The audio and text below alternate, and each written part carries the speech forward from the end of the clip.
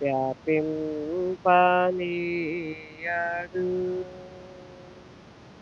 అరమ్యమైన గానము ఈ వేళ మ్రోగును. సంతుష్టులైన భక్తులు అద్వాని విందురు. ప్రయాసపడు ప్రజల దుఃఖంబు దీరగా అశ్రావ్యమైన గానము ఈ వేళ విందురు. పూర్వంబు దూత గానము భువిన్ వినంబడి 2000 వర్షములు గతించిపోయెను. భూప్రజలు విరోధులై యుద్ధంబులాడియా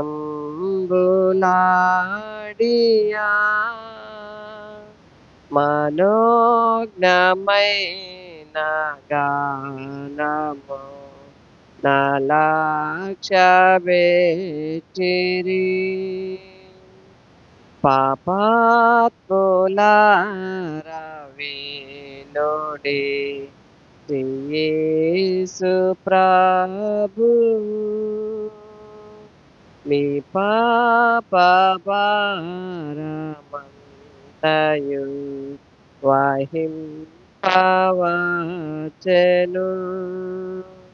తాపత్రయంబునంతయు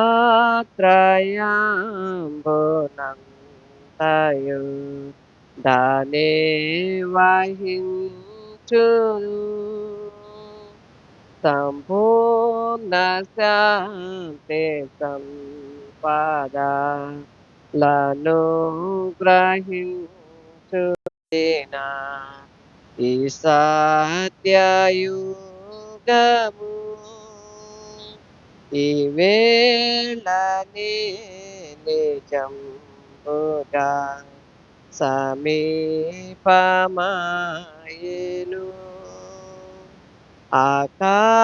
అకాలమందు క్షేమము వ్యాపించుచుండును. ఆ దివ్య జ్ఞానమందరు పడుచునేప్పుడు.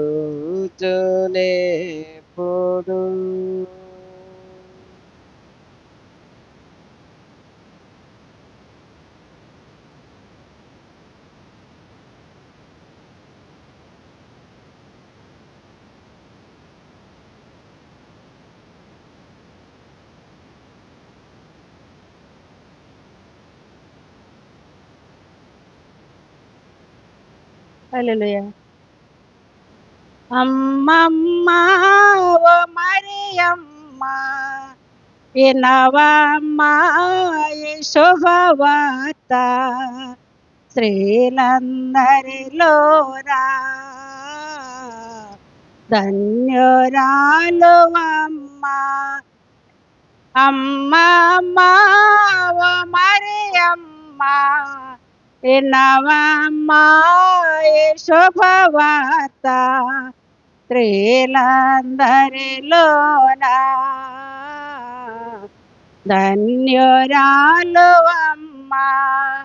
ఎవరయ్యా మీరెవరయ్యా భయమోగా నాకున్నదయ్యా, ఎవరమో చెప్పవయ్యా,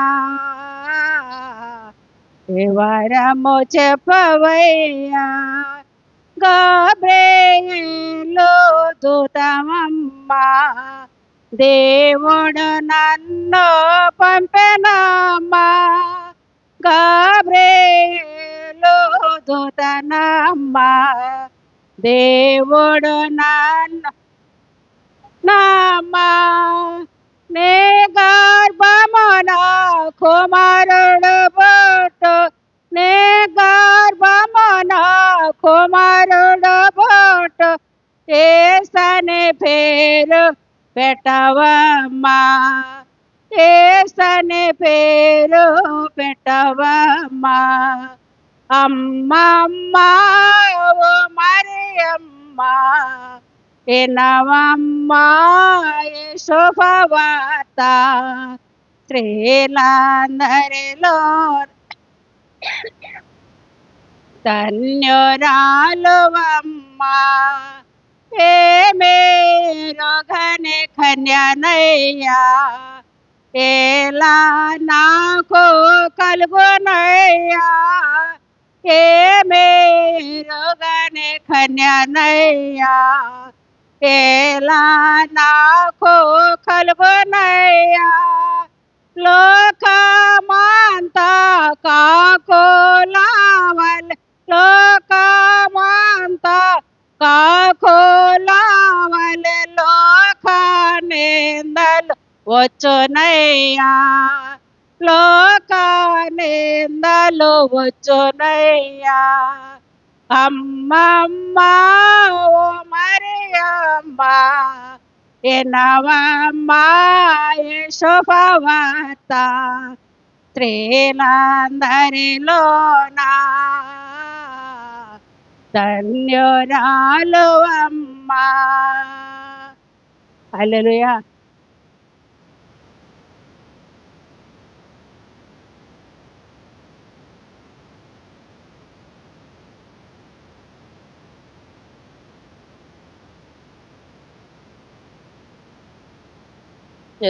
చింతలేని కయేసు బొట్టెను వింతగను బెత్లెహేమందున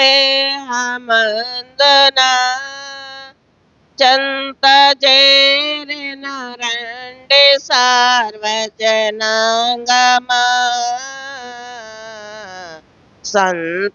సంతసమందుమా చెంత చేరిన రండి సార్వజనాంగమా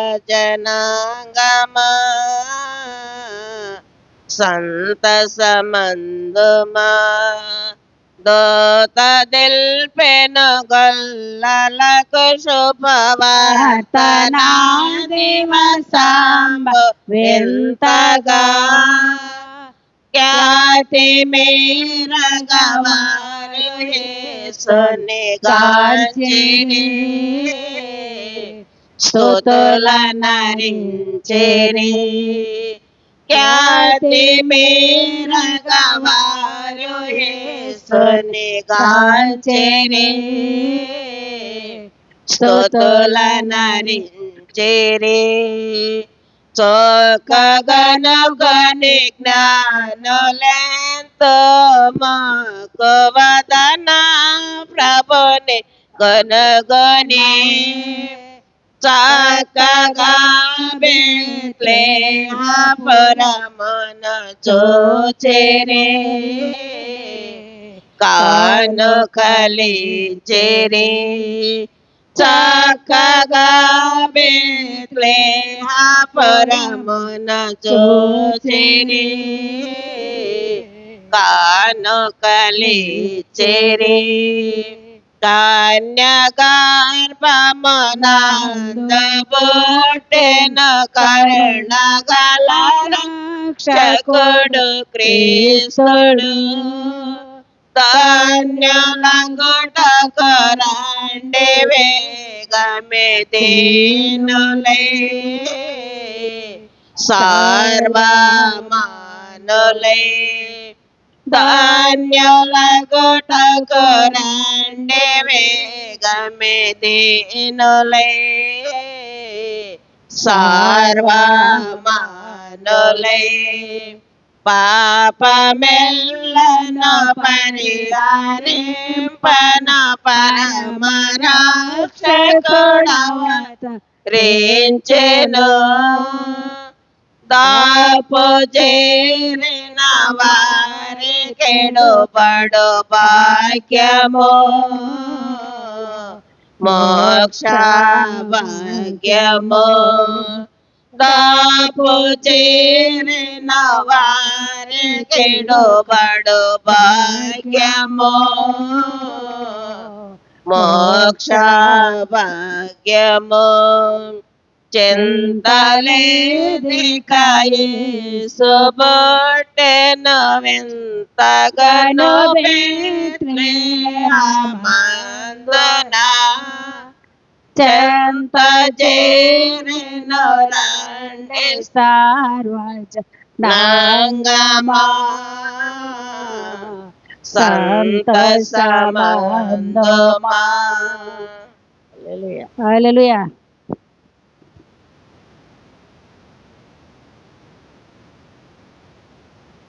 మనమందరం లేచి నిలబడి కృప్తారాధన చెప్పుకుందాం.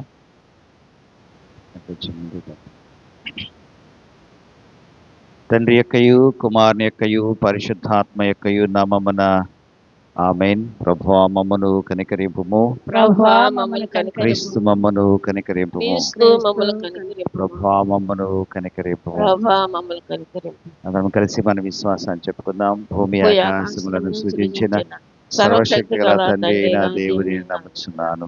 ఆయన ఏక కుమారుడును మన ప్రభు అయిన యేసుక్రీస్తు నమ్ముచున్నాను. ఈయన పరిశుద్ధాత్మన గర్భమున ధరింపబడి కన్యన మరియకు పుట్టి పొంతు పిలాతు అధికారం క్రింద శ్రమపడి శిలువ వేయబడి చనిపోయి సమాధి చేయబడనియు అదృష్ట లోకములోనికి దిగిననియు చనిపోయిన వారి నుండి మూడవ దినమున తిరిగి లేచి పరలోకమునకెక్కి సర్వశక్తి గల తండ్రి అయిన దేవుని కుడి చేతి వైపున కూర్చుని ఉన్నాడనియు సజీవులకును మృతులకును తీర్పు చేయుటకు అక్కడి నుండి వచ్చున్నాను. పరిశుద్ధాత్మ నమ్ముచున్నాను. పరిశుద్ధ క్రైస్తవ సంఘమగు పరిశుద్ధుల సహవాసమును పాప క్షమాపణయు శరీర పునరుత్థానమును నిత్య జీవమును నమ్ముచున్నాను. ఆమేన్. కూర్చోనండి. ఈ ఉదయకాల ధ్యానం కొరకు ఏర్పాటు చేసినటువంటి పాఠ్యభాగం సమూయేలు రాసిన 2వ గ్రంథం 7వ అధ్యాయము. సమూయేలు రాసిన 2వ గ్రంథం 7వ అధ్యాయము 12వ వచనం నుండి 16వ వచనం వరకు 17వ వచనం వరకు చదువుకున్నాం. నీ దినములు సంపూర్ణములగునప్పుడు నీవు నీ పితరులతో కూడా నిద్రించిన తర్వాత నీ గర్భములో నుండి వచ్చిన నీ సంతతిని హెచ్చించి రాజ్యమును అతనికి స్థిరపరచుకును. అతడు నా నామ ఘనత కొరకు ఒక మందిరమును కట్టించును. అతని రాజ్య సింహాసనమును నేను నిత్యముగా స్థిరపరచుదును. నేను అతనికి తండ్రినై ఉండును, అతడు నాకు కుమారుడై ఉండును. అతడు పాపం చేసిన ఎడల నరుల దండముతోనూ మనుషులకు తగులు దెబ్బలతోనూ అతన్ని శిక్షింతును గాని నిన్ను స్థాపించుటకై నేను కొట్టివేసిన సౌలునకు నా కృప దూరమైనట్టు అతనికి నా కృప దూరము చేయను. నీ మట్టుకు నీ సంతానమును నీ రాజ్యమును నిత్యము స్థిరపరచుదును, నీ సింహాసనము నిత్యము స్థిరపరచబడును అనెను.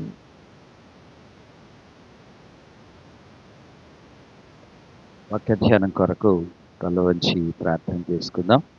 మన మధ్యన సోదరు ఫ్రాన్సిస్ మనల్ని ప్రార్థన చేసుకోవచ్చు.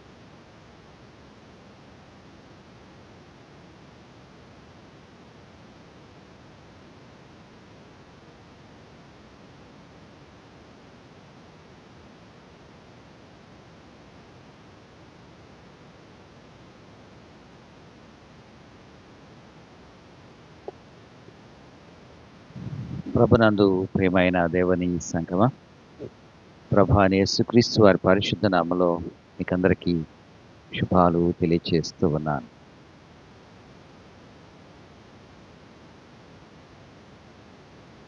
దేవుని ఉచితమైన కృపచేత మనమందరం కూడాను 2025 సంవత్సరంలో ఆఖరు నెల అయినటువంటి డిసెంబర్ నెల మొదటి దినములో ప్రవేశించే భాగ్యాన్ని ప్రభు మనకు అనుగ్రహించినందుకు దేవునికి నేను ముందుగా వందనాలు తెలియజేస్తూ ఉన్నాను.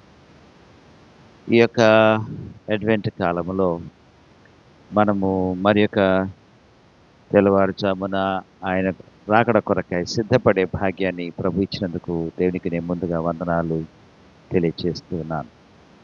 మనము ప్రవక్తల ప్రవచనాలను జ్ఞాపకం చేసుకుంటూ యేసుక్రీస్తు వారి యొక్క రాకడ కొరకు ఎదురు చూసినటువంటి వారంగా ఉన్నాం. రాకడ, ఆయన మొదటి రాకడ, రెండవ రాకడ, ఆయన ఎప్పుడు వస్తాడు అనేటువంటి విషయాలను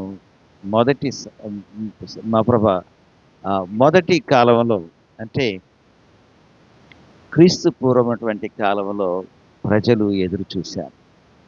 ఇప్పుడు యేసుక్రీస్తు వారు రావటం జరిగింది. ఆయన మానవ పాప ప్రార్థన కొరకు రక్షణ ప్రణాళిక నెరవేర్చడం జరిగింది. ఆయన తండ్రి యొద్దకు ఆరోహణమై వెళ్ళటం జరిగింది. మరలా ఆయన తిరిగి రానయ్యన్నాడు. అయితే యేసుక్రీస్తు వారి గురించి అంటే మెస్సియాని గురించి అనేక ప్రవచనాలు ప్రవచించబడ్డాయి. ఆ ప్రవచనాలను కొన్ని ఇక్కడ బైబిల్లో మనకు తెలియజేస్తుంది. అదేమిటంటే యేసుక్రీస్తు వారు దావీదు గోత్రములో, దావీదు సంతానములో నుండి వచ్చేటువంటి వాడుగా, యూదా గోత్రములో దావీదు సంతానంలో వచ్చేటువంటి వాడుగా ఉంటాడు అనేటువంటి విషయాన్ని ప్రభు ఇక్కడ తన ప్రవక్త ద్వారా తెలియజేస్తున్నాడు. దావీదు ఒక రాత్రి ఆయన మరి పండుకున్న సమయంలో ఆలోచన చేసుకుంటూ ఉన్నాడట. నేనేమో మంచి గట్టి ఇంట్లో ఉన్నాను, చాలా అందమైనటువంటి ఇంట్లో ఉన్నాను.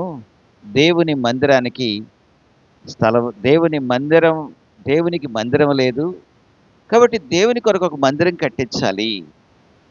ఆయన పర్ణశాలలో, ఆయన గుడారంలో ఉంటున్నాడు కాబట్టి ఆయన కొరకు నేను ఒక మందిరాన్ని కట్టించాలి అనేటువంటి తలంపు కలిగినటువంటి వాడుగా ఉండి ప్రార్థన చేసుకొని పండుకున్నాడట. కనుక అప్పుడు ఏం జరిగిందంటే ప్రభు నాతాను ప్రవక్తకి విషయాన్ని తెలియజేశాడు. నువ్వు వెళ్ళి దావీదుతో ఈ మాట చెప్పు అని చెప్పినప్పుడు దావీదు దగ్గరకు నాతాను ప్రవక్త వచ్చి తాను చెప్పేటువంటి మాటలు ఇక్కడ మనం చూస్తున్నాం. నీ దినములు సంపూర్ణమగునప్పుడు నీవు నీ పితరులతో కూడా నిద్రించిన తర్వాత నీ గర్భములో నుండి వచ్చిన నీ సంతతి నీ హెచ్చించి రాజ్యమును అతనికి స్థిరపరచెదను. అతడు నా నామఘనత కొరకు ఒక మందిరమును కట్టించును. అతని రాజ్య సింహాసనము నేను నిత్యముగా స్థిరపరచెదను. నేను అతనికి తండ్రినయ్యుందును, అతడు నాకు కుమారుడై ఉంటాడు. ప్రభునందు ప్రియ దేవుని బిడ్డలారా, దావీదుతో చెప్తున్నాడు ప్రభు, ఇదిగో నీ నడుములో నుండి వచ్చేటువంటి వాడు, నీ సంతానం నుండి వచ్చేటువంటి వాడు మందిరాన్ని కట్టిస్తాడు, నీవు కాదు అని తెలియచేయటం మనం చూస్తూ ఉన్నాం. కనుక దేవుని సన్నిధిలో దేవుని యొక్క ప్రణాళిక బహు వింతగా కనపడుతుంది. దావీదు జీవితాన్ని గమనించినప్పుడు దావీదు అందుకోసం అంటాడు, మరి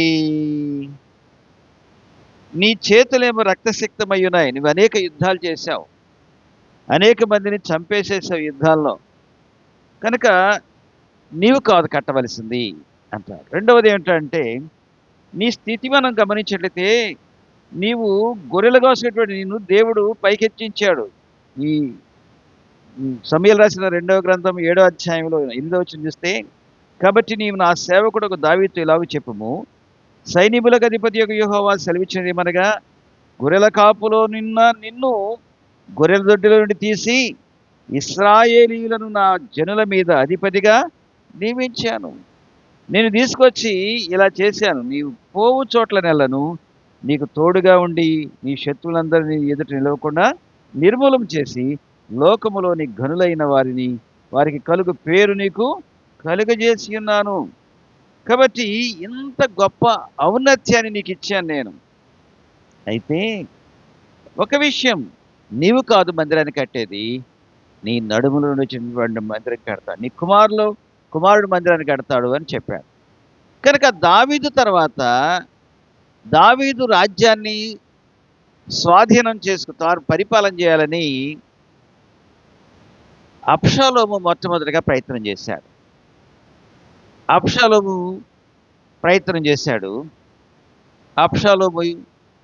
తను రాజుగా ప్రకటించినప్పుడు దావీదు ఊరి విడిచిపెట్టి వెళ్ళిపోయాడు, రాజ్యాన్ని విడిచిపెట్టి వెళ్ళిపోయాడు. ఆ తర్వాత అబ్షాలోము యుద్ధంలో చనిపోయాడు. తర్వాత మళ్ళా రాజ్యానికి తిరిగి వచ్చాడు. ఆ తర్వాత దావీదు వృద్ధుడై ఉన్నప్పుడు అమ్మోను అనేటువంటి వాడు కూడాను మరి రాజ్యాన్ని స్వాధీనం చేసుకోవడం కొరకు రాజుగా ప్రతిష్ఠించుకున్నాడు తను తాను. ఆ సమయంలో మరలా బెత్షెబ దావీదు దగ్గరికి వెళ్ళింది. నాతాను గారు వెళ్ళాడు, ఇదిగో నీ సంతానాన్ని నేను రాజుగా చేస్తానని చెప్పావు కదా అని మరి చెప్పినప్పుడు నాతాను కూడా దానికి బలపరిచాడు. అప్పుడు సొలొమోనుని రాజుగా నిర్ణయించడం జరిగింది. సొలొమోను జ్ఞానంతో దేవుని ప్రజలను పరిపాలన చేయటం మొదలుపెట్టాడు. సొలొమోను దేవుని సన్నిధిలో జ్ఞానం కొరకు ప్రార్థన చేశాడు. అయ్యా, ఇదిగో చిన్న వయసున్నటువంటి నన్ను రాజుగా చేశావు, నీ గొప్ప సమూహాన్ని ఈ ప్రజలందరినీ కూడా పరిపాలన చేయటం కొరకు నాకు జ్ఞానము చాలదు, కాబట్టి నాకు జ్ఞానం దయచేయి, బుద్ధి దయచేయమని ప్రార్థన చేశాడు. దేవుడు జ్ఞానము, వివేకాన్ని, ఐశ్వర్యాన్ని దేవుడు సొలొమోనుకి ఇచ్చాడు. ఆ తర్వాత మరి దావీదులో నుండి వచ్చేటువంటి ఈ సొలొమోను దేవుని మందిరాన్ని కట్టించడం కొరకు పూనుకొని దేవుని మందిరాన్ని కట్టించడం జరిగింది.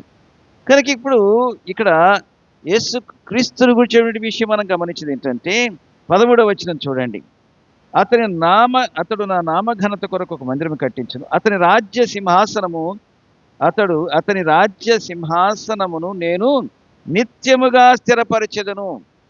దావీదు తర్వాత సొలొమోను వచ్చాడు. సొలొమోను తర్వాత సొలొమోను కుమారుడు రెహబాము రాజు అయ్యాడు. సొలొమోను 40 సంవత్సరాలు ఇశ్రాయేలును పరిపాలన చేశాడు. అతని దినాల్లో యుద్ధాలు లేవు. అతడు చక్కగా మందిరాలు కట్టించాడు, రాజనగర్లను కట్టించాడు. కానీ తాను అన్య స్త్రీలను కూడా వివాహం చేసుకుని వారి కొరకు కూడాను మరి గుళ్ళు గోపురాలు కట్టించి దేవుని ఎదుట పాపం చేశాడు.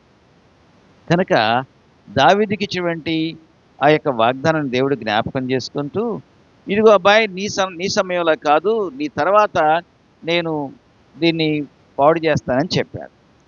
రెహబాము సమయంలో దేశం 2 ముక్కలైంది.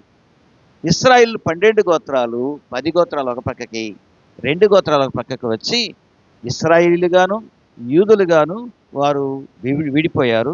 యూదా రాజ్యం వేరైంది, ఇశ్రాయేల్ రాజ్యం వేరైంది. వారి రాజులను పరిపాలన చేయటం మొదలుపెట్టారు. ఇక్కడ మీకు ఎందుకు విషయం చెప్తానంటే, దావీదు సింహాసనమును నిత్యముగా స్థిరపరుస్తాను అన్నాడు. దేవుని యొక్క సన్నిధిలో ఆ నిత్యము స్థిరపరచుండి, ఇటర్నల్ రెయిన్, నిత్యం ఉండేటువంటి ఆ పరిపాలన యేసుక్రీస్తు వారిని మనకు చూపెడుతుంది. అంతేకాదు, నేను అతనికి తండ్రినయ్యుందును, అతడు నాకు కుమారుడై ఉంటాడు. యేసుక్రీస్తు వారి గురించి మనం గమనించితే, తండ్రి అయినటువంటి దేవుడు యేసుక్రీస్తుని గురించి చెప్తున్నాడు. బాప్తిసం ఇచ్చే సమయంలో ఇతడు నా కుమారుడు, నేను అతన్ని ఏర్పరచుకున్నాను.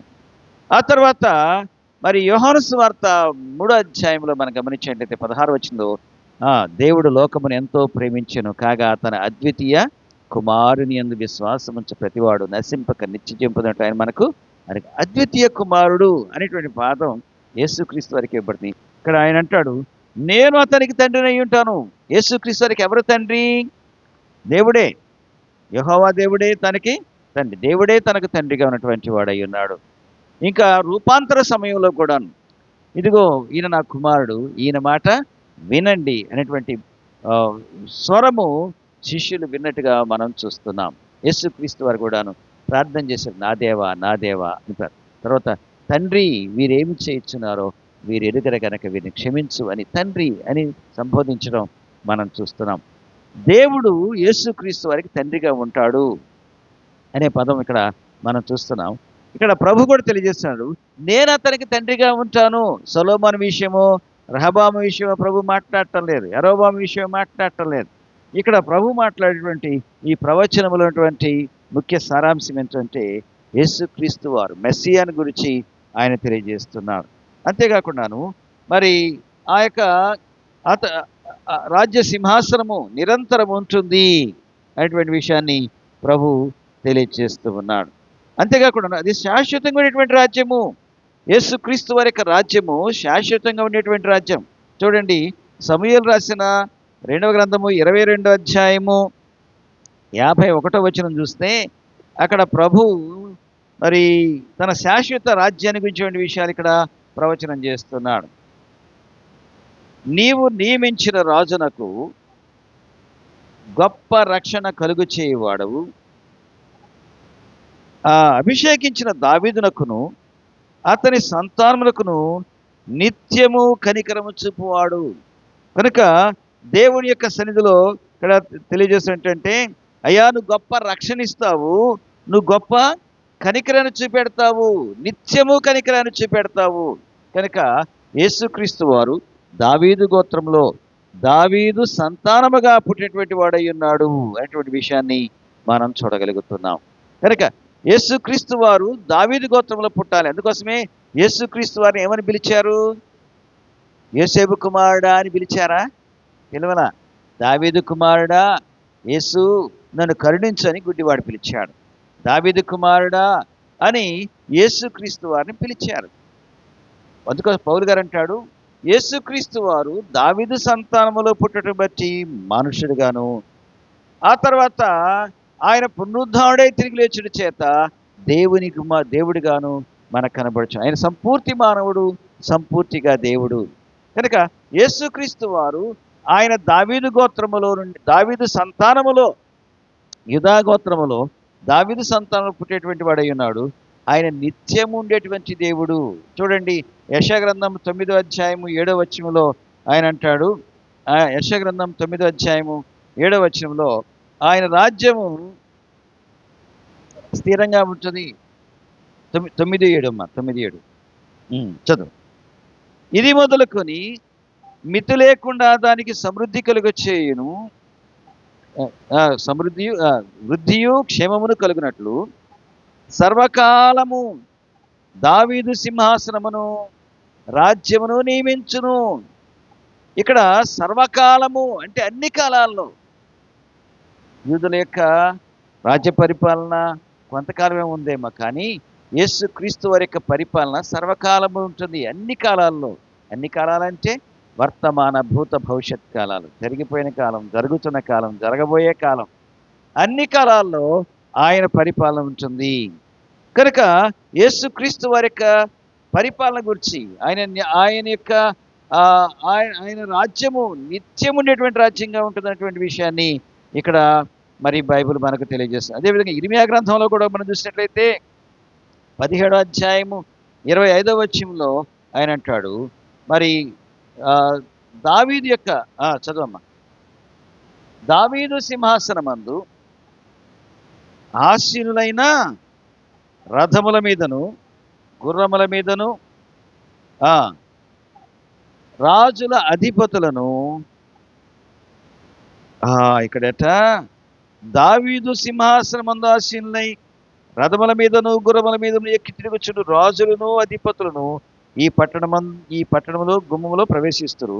వారును వారి అధిపతులను యూదా వారును యెరూషలేము నివాసులను ఈ పట్టణ గుమ్మములో ప్రవేశిస్తారు. మరియు ఈ పట్టణము నిత్యము నిలుచును అంటాడు. ఈ పట్టణము, అందుకోసమే పరలోక పట్టణానికి మరొక పేరుంది. ఏమిటండి అది? నూతన యెరూషలేము.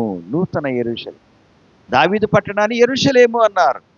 అయితే ఈ యెరూషలేము అనేక సార్లు దండ్ల చేత పట్టబడింది. అనేక సార్లు శత్రువులు దాన్ని ముట్టడి వేసి పాడు చేశారు. కానీ దేవుడు మన కొరకు ఒక నిత్యం ఉండేటువంటి పట్టణాన్ని ఆయన సిద్ధపరిచి ఉంచాడు. ఆ నిత్యమైనటువంటి పట్టణమే నూతన యెరూషలేము, అది పరలోక పట్టణము. కనుక ఆ పరలోక పట్టణములో యేసుక్రీస్తు వారు నిత్యము ఆయన రాజుగా ఉండి రాజ్య పరిపాలన చేయనయ్యున్నాడు. ఆయన రాజ్యము యుగయుగాలు ఉంటుంది. ఆయన రాజ్యం అంతము లేనిదిగా ఉంటుంది. శాశ్వతమైనటువంటి రాజ్యము ఆయన మనకు ఇస్తున్నాడటువంటి విషయాన్ని వాక్యం ద్వారా మనం నేర్చుకుంటూ ఉన్నాం. లూకాసు వార్త 1వ అధ్యాయము 33వ వచనం చూస్తే దూత మరియమ్మతో చెప్తుంది, అమ్మా ఇదిగో నువ్వు కుమారుడిగా అంటావు. ఆయన 33వ వచనం అంటాడు, ఆయన యాకోబు వంశస్థులను యుగయుగములను ఏలును, ఆయన రాజ్యము అంతము లేనిదిగా ఉంటుంది. ఎవరి గురించి చెప్తుంది దూత? రాబోయేటువంటి మెస్సియాని గురించి చెప్తుంది. ఈ యొక్క ప్రవచనము నాతాను ప్రవక్త ద్వారా దావీదునకు తెలియచేయబడింది. నేను అతని తండ్రిని యందును, ఇక్కడ ఏమంటాడు, నేను అతని రాజ్యమును అతని సింహాసనమును నిత్యముగా స్థిరపరుస్తాను. ఎప్పుడు ఉంటుంది ఆ సింహాసనము కదా. 16వ వచనం గురించి చూస్తే నీ మట్టుకు నీ సంతానమును నీ రాజ్యమును నిత్యము స్థిరమగును, నీ సింహాసనము నిత్యము స్థిరపరచబడును అనేను. ఆ సింహాసనం అట, రాజ్య సింహాసనం నిత్యం ఉంటుంది, ఎల్లప్పుడూ ఉంటుంది. కనుక ప్రభువైనటువంటి యేసుక్రీస్తు వారు నీ కొరకు నా కొరకు ఈ లోకానికి వచ్చాడు. ఆయన రాజులకు రాజుగా ప్రభులకు ప్రభుగా వచ్చాడు.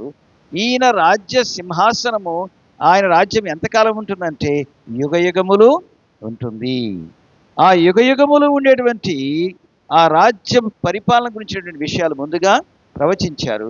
కనుకనే ఇశ్రాయేలీలు మరి యేసుక్రీస్తు వారు పుట్టిన దినాల్లో యూదులకు రాజు లేడు. యూదుల రాజు ఎవరున్నాడు? ఎదోమీయుడైనటువంటి హేరోదు పరిపాలన చేస్తున్నాడు. కనుకనే హేరోదు యేసుక్రీస్తు వారి గురించి జ్ఞానులు అడగటానికి వచ్చినప్పుడు వారు ఏమడిగారంటే, యూదుల రాజుగా పుట్టినవాడు ఎక్కడున్నాడు అని అడిగారు. కనుక వారు హేరోదు ఆ మాట విన్నప్పుడు కలవరపడ్డాడు. కారణం ఏంటంటే, నేను యూదులను కాదు, నేను ఎదోమీయుడను, కానీ యూదుల రాజుగా పుట్టినవాడు ఎక్కడున్నాడు, కనుక ఆ యూదుల రాజు లేకుండా చేసేస్తాను అంటూ జ్ఞానుల దగ్గర కొన్ని విషయాలు అడిగి తెలుసుకోండి. ఎప్పుడు పుట్టి ఉంటాడు, ఎప్పుడు ఆయన జన్మం జరిగి 2 సంవత్సరాలు అయింది ఇప్పటికి. ఎందుకోసం అంటే వారు తూర్పు దేశం నడుచుకుంటూ వెళ్ళారు. ఈ రోజుల్లో 3 గంటల్లో గల్ఫ్ దేశానికి వెళ్ళొచ్చు. ఇస్రాయల్ దేశంకి వెళ్ళాలంటే బాంబేలో ఫ్లైట్ ఎక్కితే 3 గంటలు అక్కడికి వెళ్ళిపోతారు. ఆ రోజుల్లో ఆ ఎడారి ప్రాంతంలో ఒంటెల మీద వారు ప్రయాణం చేశారు. ఒంటెకు ఎడారి నౌక అనేటువంటి ఎడారి ఓడ అనేటువంటి ఒక బిరుదు ఉంది. అది ఎడారిలో ఆ వేడిలో నడుచుకుంటూ వెళ్ళగలదు, అది ఇసుక పర్రల్లో. కనుక మరి వారు 2 సంవత్సరాలు ప్రయాణం చేశారట. దాదాపు 2 సంవత్సరాల వయసు ఉంటుందంటే అప్పుడు చెప్పిన 2 సంవత్సరాల వయసు ఉంటే వారందరినీ కూడాను చంపేయండి అని, పిల్లలను చంపేట కొరకు హేరోదు ఆజ్ఞ ఇచ్చాడు. అయితే యేసుక్రీస్తు వారు ఆ సమయంలో అక్కడి నుండి తప్పించబడ్డారు. ఇది దైవ నిర్ణయం అయ్యింది. రామాలో అంగలార్పు వినబడుతుంది అంటే ప్రవచనం నెరవేర్పుగా కూడాను అది జరిగింది.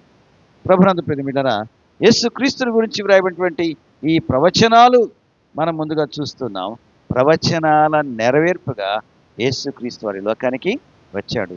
ఆ ప్రవచనం ఏంటంటే ఆయన దావీదు సింహాసనాన్ని మీద ఉండి పరిపాలన చేసేటువంటి వాడు. అతని రాజ్యం స్థిరముగా ఉంటుంది. మరి ఈ వాగ్దానాలకు దేవుని సంఘములో మరి అక్షరాల నెరవేరినటువంటిగా మనం చూస్తూ ఉన్నాం. కనుక ప్రభునందు అందుకోసమే నతనయేలు యేసుక్రీస్తు వారిని కనుగొన్నప్పుడు ఆయన యేసుక్రీస్తు వారి గురించి నీవు యూదుల రాజువు అంట, మేము ఎదురు చూసేటువంటి రాజువు నీవేనయ్యా అంట. కనుక యేసుక్రీస్తు వారు నతనయేలుతోటి నీవు నిజముగా యూదులవే అని ఆయన గురించి కూడాను అంటాడు.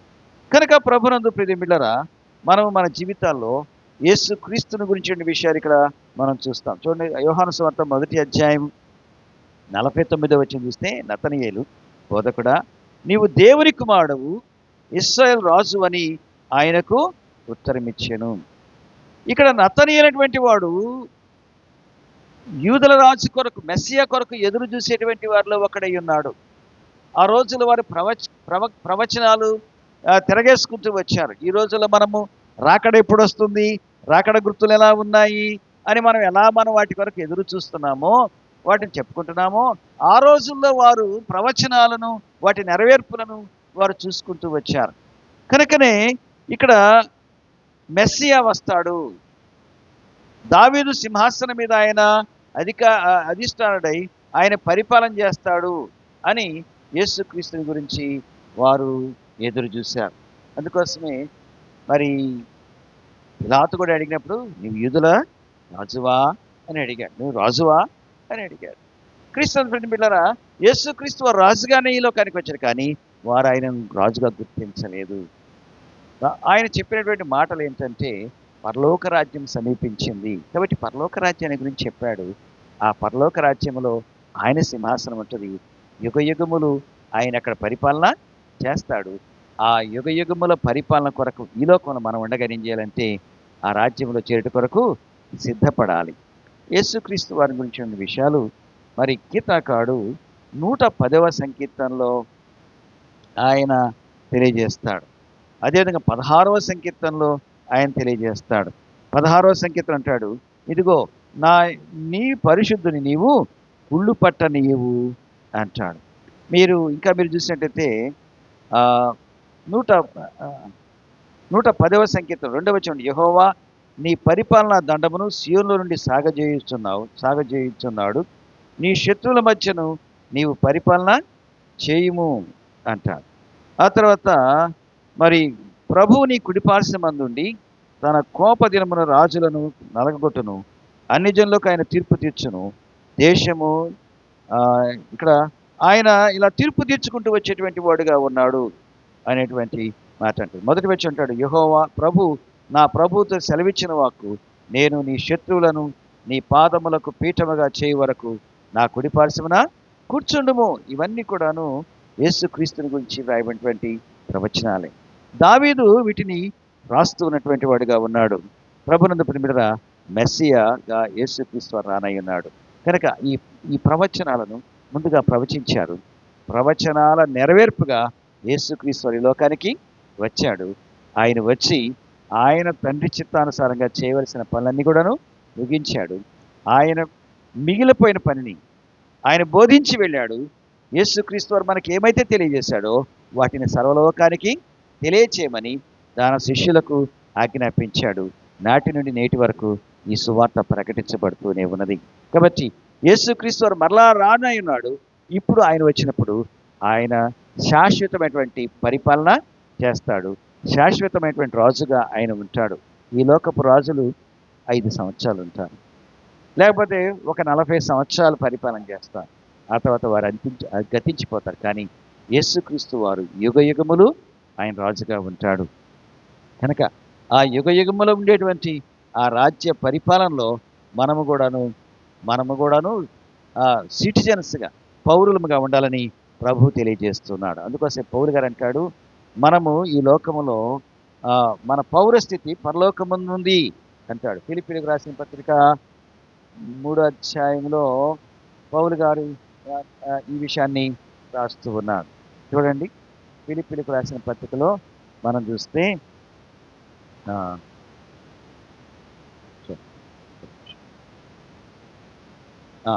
20వ వచనం, 3వ అధ్యాయము 20వ వచనం, మన పౌరస్థితి పరలోకమందుంది, అక్కడ నుండి మన ప్రభు అయిన యేసుక్రీస్తు అను రక్షకు నిమిత్తము కనిపెట్టుకుని ఉన్నాము. సమస్తమును తనకు లోపరుచుకున్న జాలిన శక్తిని బట్టి ఆయన మన దీన శరీరం తన మహిమ గల శరీరమునకు సమరూపము గలదనిగా మార్చి. మన పౌరస్థితి ఎక్కడుందండి? మన రాజుగారు ఎక్కడ పరిపాలన చేస్తాడు? పరలోకంలో పరిపాలన చేస్తాడు. ఈ లోకం మనకు శాశ్వతం కాదు. ఈ లోకంలో మనము యాత్రికులము, పరదేశమైనటువంటి వారంగా ఉన్నాం. ఈ లోక యాత్ర ముగిస్తుంది. మనం ఎంత బలవంతులమైనా ఒకరోజు ఈ లోకాన్ని విడిచిపెట్టవలసిన వారమే.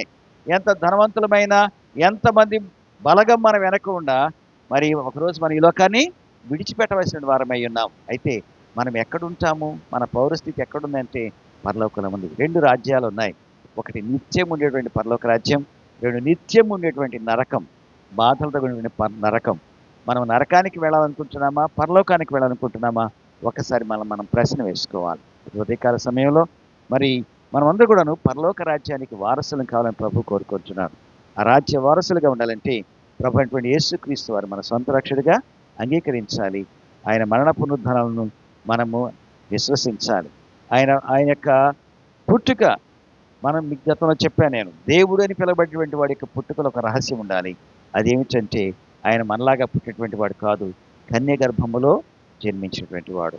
ఆయన మరి పాపము లేకుండా జన్మించినటువంటి వాడు, పరిశుద్ధాత్మ ఆవేశం వలన ఆయన జన్మించినటువంటి వాడు.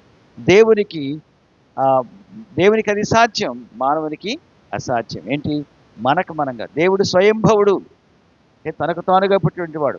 దేవుడు స్వయంభవుడు కాబట్టి తాను మరియ గర్భంలో ప్రవేశించగలిగాడు. సూక్ష్మ రూపమైనటువంటి దేవుడు పెద్దవాడిగా కూడా అవ్వగలిగాడు. కనుక దేవుని గురించి అంటాడు, మనం చూసినట్టయితే ఆయన పాదములు, ఆయన ఆకాశముని సింహాసనము, భూమిని పాదపీఠం అంటాడు. ఆకాశం అంత పెద్దోడు, భూమి పాదపీఠం, పెద్ద భూమిని కాలు కింద పెట్టుకుని పీటలాగా పెట్టుకున్నాడు. అంత పెద్ద దేవుడు అంటే మనం అర్థం చేసుకోవడం కొరకు ఆ రూపంలో రాశారు దీన్ని. అంత పెద్ద దేవుడు నిన్ను రక్షించడం కొరకు చిన్నగా తల్లి గర్భంలోనికి, సూక్ష్మ రూపంలో తల్లి గర్భంలోకి రాగలిగాడు. ఒక అణువు విచ్ఛిన్నమైతేనే పిండంగా మారుతుంది. ఆ తర్వాత అది పెరిగి పెద్దడు. పుట్టినప్పుడు ఎంత ఉంటాం? చిన్నగా ఉంటాం, జానడు ఉంటాం. కొంతమంది చిన్న ట్విన్స్ పుడితే ఇంతే ఉంటారు. వాళ్ళు పెద్దోళ్ళు అయిన తర్వాత ఆజానుబాహులు అవుతారు, 6 అడుగులోళ్ళు అవుతారు కొంతమంది కదా. మరి అంత పెద్ద రూపం ఎక్కడ నుండి వచ్చింది మనకు? అది దేవుని కృప ద్వారానే మనం పొందుకుంటాం. అందుకోసమే ఇక్కడ మనం చూసినట్లయితే యేసుక్రీస్తు వారి యొక్క కూడాను మనందరి కొరకు పరలోక రాజ్యాన్ని సిద్ధపరిచించాడు. ఆ పరలోక రాజ్యంలో మనం ప్రవేశించాలంటే యేసుక్రీస్తును మన సొంతాక్షుడిగా అంగీకరించాలి. ఆయన జన్మను, ఆయన యొక్క పరిచర్యను, ఆయన మరణాన్ని, ఆయన పునరుద్ధానాన్ని ఆయన విశ్వసించి ఆయన రాకడ కొరకు మనము ఎదురు చూడాలి. అలా ఎదురు చూస్తూ ప్రభు రాకడలో ఎత్తబడే ఆయుధపడిచుతని కుడి వచ్చిన మనందరికీ నీ ప్రభు అనుగ్రహించును గాక. ఆమేన్. తల వంచండి, ప్రార్థన చేసుకుందాం. ప్రేమగల తండ్రి, సర్వశక్తిగల మా ప్రభువా, మీకు వందనాలు, స్తుతులు, స్తోత్రాలు చెల్లిస్తున్నావు నాయన. ఈ ఉదయకాల సమయంలో మీ పాద సన్నిధిలో మమ్మల్ని అందరూ కూడా సమకూర్చినందుకు వందనాలు మా ప్రభువా.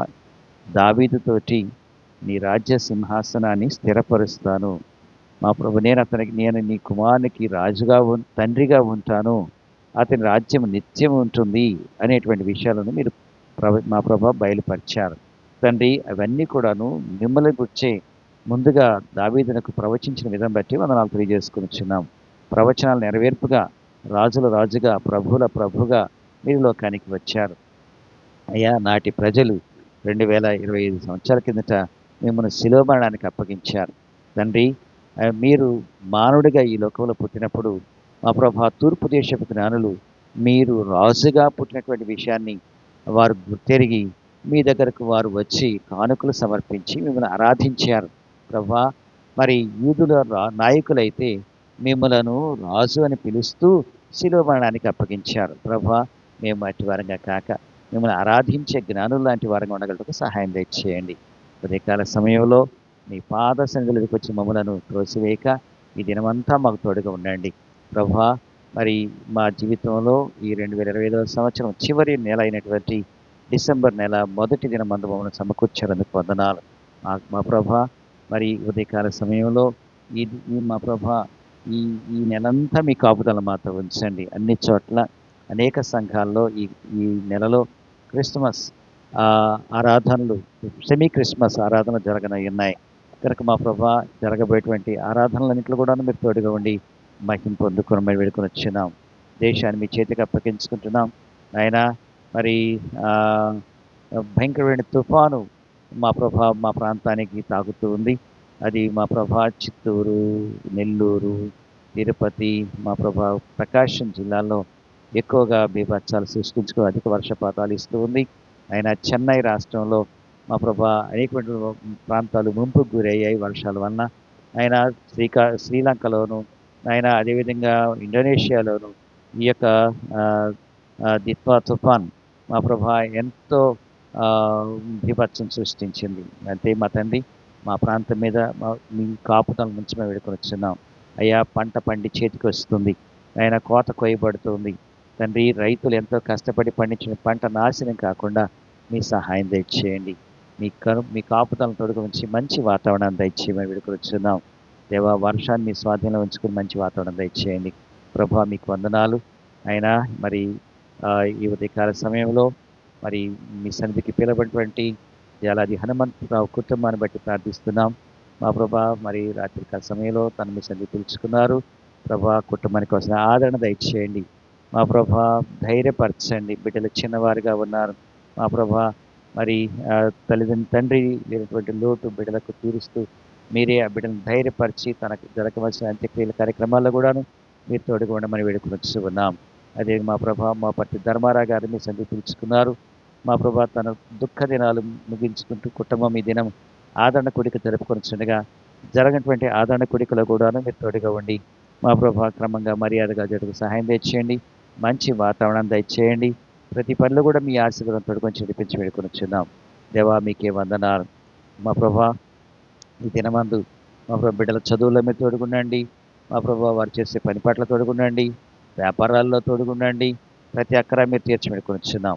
దేవా, మీకే వందనాలు. ఈ ఉదయకాల సమయంలో టీ తీసుకుని వచ్చినటువంటి మరిదాస్ కుటుంబాన్ని మీరు దీవించండి. తనకి భార్య ధ్యానసిని మీరు దీవించండి. బిడ్డలు మా ప్రభు మీరు ప్రేమించేటువంటి ఇద్దరు కుమార్తెలను వారి కుటుంబాలను మీరు దీవించండి. భాను కుటుంబంలోను అనూష కుటుంబంలో తోడుగునండి. వారికి ఇచ్చిన బిడ్డలను బట్టి వందనాలు. మా ప్రభు బిడ్డల జ్ఞానమందు వయసు మధ్యకు సాయం తెచ్చేయండి.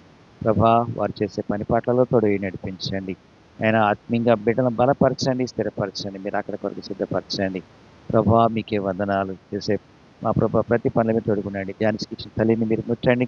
తను చేసే వ్యాపారంలోను మా ప్రభా స్కూల్ పిల్లలకు అన్నం వండించే పనిలోను మీ తోడుగా వేడుకొని వచ్చున్నాం. దేవా, మీకు వందనాలు. కూడా ఇచ్చిన ఒక్కరి పేరు పేరు దీవించి ఆశించనైనా అనేక మంది జ్వరాలతో బాధపరిచిన వారు వారి జ్వరాల నుండి దూరపరిచి ఆరోగ్యం దయచేయండి. ఈ నెలలో జరిగే ప్రతి కార్యంలో తోడుగా నడిపించమని మీ సన్నిధిని మాతో ఉంచి నడిపించి పెడుకుంటూ మీ గొప్ప కార్యాలు మా పట్ల జరిగించి పెట్టుకుని వచ్చినాం. మా దేవ, మీకు వందనాలు. సోదరి విజయ్ కుమారి అక్కడ మీరు ముట్టండి. ఆయన తనలో ఉన్నటువంటి బలహీనతలు మీరు ఎదుగుందిరావు ముట్టి ఆరోగ్యం దయచేయండి.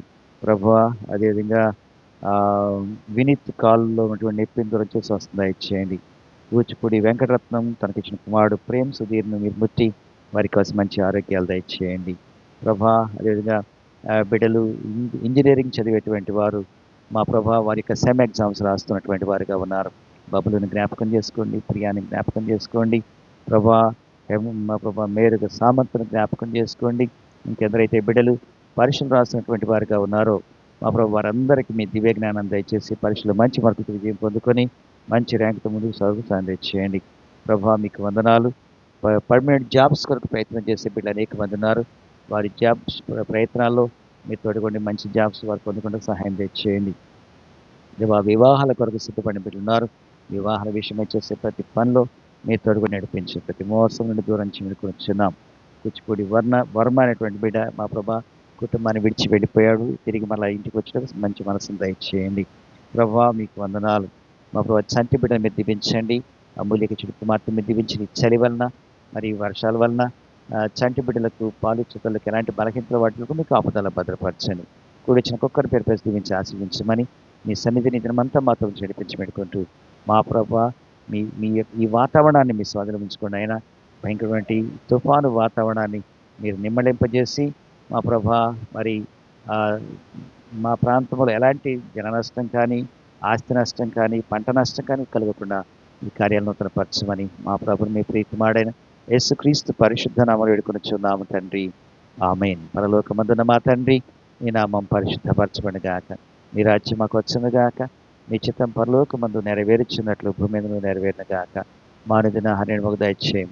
మహిళ అపరాధం చేసిన వారిని క్షమించిన ప్రకారము మా అపరాధములను క్షమించము. మమ్మలను శోధనలోనికి తేక కీడు నుండి తప్పించము. రాజ్యము, శక్తి, మహిమ నిరంతరము నీవి అయినవి. ఆమేన్. ప్రవేశక్తములకు జయం, అపవాది క్రియలకు లయం. ప్రవేశక్తములకు జయము, అపవాది క్రియలకు లయం. ప్రవేశక్తములకు సంపూర్ణ జయము విజయము, అపవాది కార్మికులంతా నాశనం. హల్లెలూయా, హల్లెలూయా, హల్లెలూయా. స్తోత్రం, స్తోత్రం, స్తోత్రం.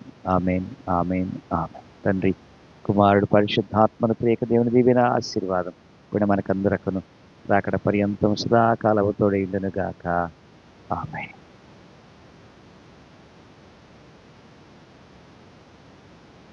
అందరికీ వందనాలు.